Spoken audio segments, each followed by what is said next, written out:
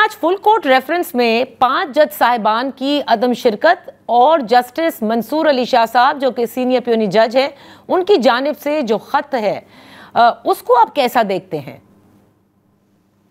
देखिए, मुझे अफसोस से कहना पड़ता है कि it was not very becoming of him as the senior most जज, और शायद इस खत ने उन खदशात को दुरुस्त साबित किया है जो कि पार्लिमानी कमेटी के पेश नज़र थे जब वो चीफ जस्टिस के चुनाव का फैसला कर रही थी।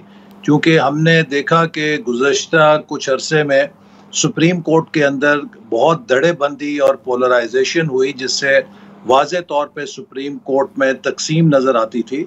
और हमारे पेश नज़र ये था कि ऐसी शख्सियत का चुनाव किया जाए जो सुप्रीम कोर्ट में इस धड़ेबंदी के ब्रिज कर सकें, वो हारमनी लेकर आ सकें, हम आगे लेकर आ सकें। और आज जो अफसोस से मुझे कहना पड़ता है कि मुझे दिली दुख हुआ है जो जस्टिस मंसूर अली शाह साहब का ख़त है, it is in very bad taste, और ये उन खदशात को दुरुस्त साबित करता है कि अगर उनकी नामजदगी होती तो सुप्रीम कोर्ट में पोलराइजेशन शायद उसमें इजाफा होता, उसमें कमी ना होती। तो उनके इस खत ने जो चुनाव है उसकी दुरुस्तगी पर एक मोहर सब कर दी है कि वो बिल्कुल दुरुस्त चुनाव किया गया है।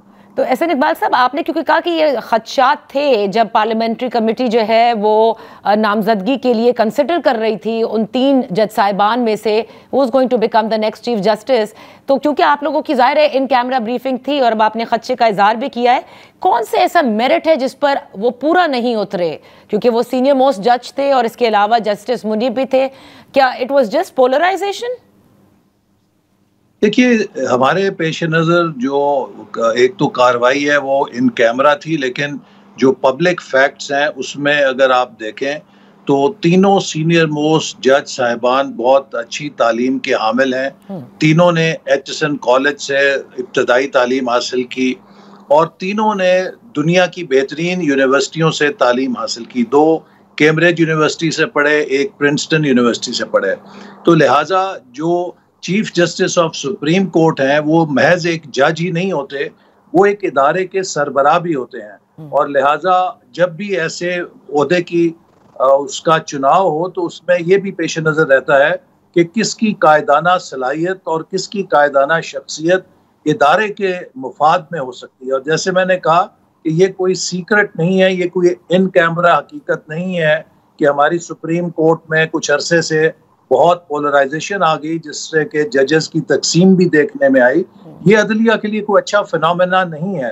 ये पाकिस्तान का आला तरीन एक इदारा है कि जहाँ पर इंसाफ होता है, रूल ऑफ लॉ यहाँ पे आके ख़त्म होता है। तो अगर वहाँ पर ऐसे फैसले होंगे जिससे कि धड़ेबंदियों के अंदर आकर आइन को तहरीफ कर दिया जाएगा, आइन में तकसीम, आइन के अंदर तब्दीलियाँ कर दी जाएंगी सिर्फ एक धड़ों की सियासत के पेश नज़र, तो ये बहुत एक हादसा है हमारे निज़ाम कानून में। तो इसीलिए जनाब याहिया अफरीदी साहब की जो शख्सियत है इस पर सबका इत्तफाक था कि नहायत मौजू तरीन शख्सियत हैं, चूँकि वो किसी भी किस्म की पोलराइजेशन से अलहदा नज़र आते हैं। उनकी कैपेबिलिटी भी बहुत शानदार है, सेकंड टू नन है।